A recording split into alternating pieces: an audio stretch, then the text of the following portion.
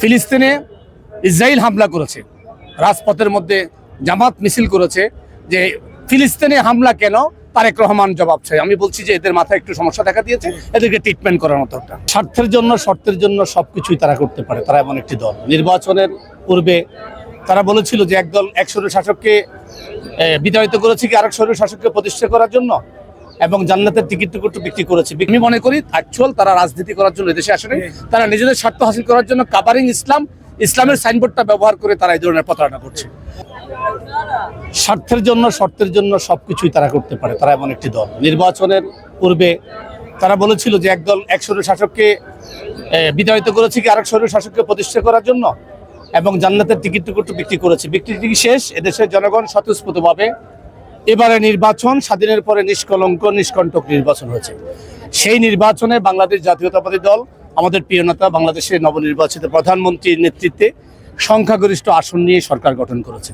এখন তাদের তো আর কোনো বক্তব্য নেই, একটা তো বলতে হবে।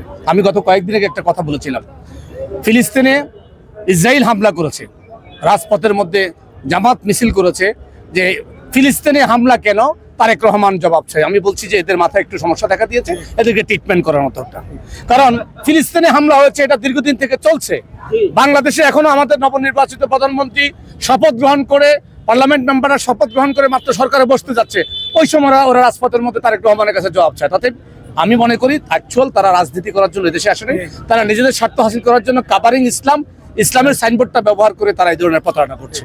আর স্বাধীনতা যুদ্ধে তাদের ভূমিকা কি ছিল, বিএনপির ভূমিকা কি ছিল, শহীদ রাষ্ট্রপতি জিয়াউর রহমান যে দল গঠন করেছেন তার ভূমিকা কি ছিল, জিয়া পরিবারের ভূমিকা কি ছিল, দেশবাসী নয় সারা বিশ্ব জানে বলেই যত অত্যাচার নির্যাতন নিপীড়ন করেছে, যত ষড়যন্ত্র করেছে, সকল ষড়যন্ত্র উপেক্ষা করে এদেশের মানুষ কিন্তু জাতীয়তাবাদী দল শহীদ রাষ্ট্রপতি জিয়াউর রহমান বেগম খালেদা জিয়ার দলকে বেছে নিয়েছে, এবং জিয়া পরিবারকে আজকে এদেশের মানুষ নিরাপদ মনে করে, রাষ্ট্র নিরাপদ মনে করেই আমাদের প্রিয়তা, আমাদের বিএনপির সাংগঠনিক অভিভাবক, বিএনপির নবনির্বাচিত চেয়ারম্যান এবং 2-in-1 বাংলাদেশের মানুষের হৃদয় স্পন্দন, আশা আকাঙ্ক্ষার স্থল বাংলাদেশের রাহবার জনাব তারেক রহমানকে প্রধানমন্ত্রী হিসাবে বসিয়েছে, এবং মানুষ স্বস্তি নিঃশ্বাস ফেলছে, জিয়া পরিবারের কাছে দেশ নিরাপদ।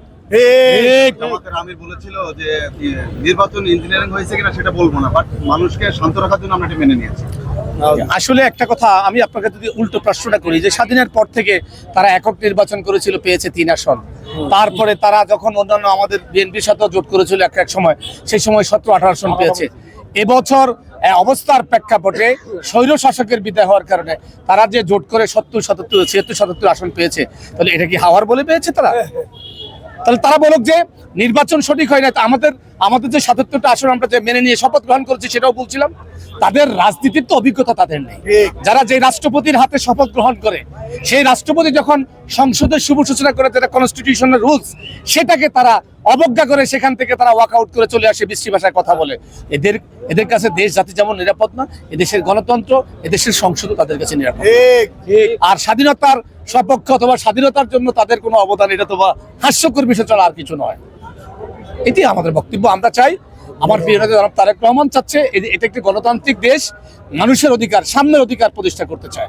মেগা প্রজেক্ট দিয়ে, পদ্মা ব্রিজের মতো মেগা প্রজেক্ট দিয়ে এদেশের মানুষের পেটে খাবার থাকবে না, অন্ন থাকবে না, বস্ত্র থাকবে না, সেই বাংলাদেশে দেশের মানুষ দেখতে চায় না।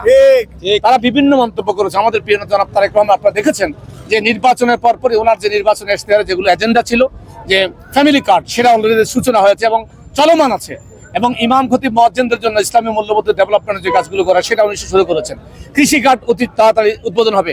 খাল খনন কর্মসূচি মাননীয় প্রধানমন্ত্রী রমজান মাসেও গিয়ে খাল খনন কর্মসূচি উদ্বোধন করেছেন। সারা বাংলাদেশের কার্যক্রম চলছে। ইনশাআল্লাহ দেশ উন্নয়নে এগিয়ে যাবে। যারা সমালোচনা করা, তাদের কাজে হচ্ছে সমালোচনা করা, তারা দেশকে নিয়ে ভাবে না, শহীদ রাষ্ট্রপতি। এই জন্য আমাদের প্রিয় নেতা জনাব তারেক রহমান বলেছেন, করব কাজ, গড়ব দেশ, সবার আগে বাংলাদেশ।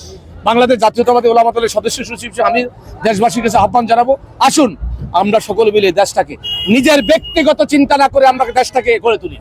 আর ভাই, আজকে প্রশ্ন করতে চাই আপনাদের কাছে, শহীদ রাষ্ট্রপতি জিয়াউর রহমান কে আততায়ী হত্যা করলো? শহীদ রাষ্ট্রপতি জিয়াউর রহমানের কয়টা বাড়ি ছিল? ব্যাংক ব্যালেন্স কত কোটি টাকা ছিল? বিদেশে কত টাকার অ্যাসেট ছিল? বেগম খালেদা জিয়ার কত টাকার অ্যাসেট ছিল? কয়টা বাড়ি টাকা শহর ছিল? ব্যাংক ব্যালেন্স কত ছিল? অতএব বোঝা গিয়েছে যে যারা দেশপ্রেম, যাদের ভিতরে দেশপ্রেম থাকে, দেশকে ভালোবাসে, তারা মনে করে দেশটাই আমার পরিবার। শহীদ রাষ্ট্রপতি জিয়াউর রহমান যে কথা বলেছেন, আমরাও সেটা বিশ্বাস করি যে এই দেশটাই আমাদের একটি পরিবার, আমরা এই পরিবারের সদস্য। আমাদের নেতৃত্ব দিচ্ছেন বাংলাদেশের রাহবার, বাংলাদেশের নবনির্বাচিত প্রধানমন্ত্রী জনাব তারেক রহমান।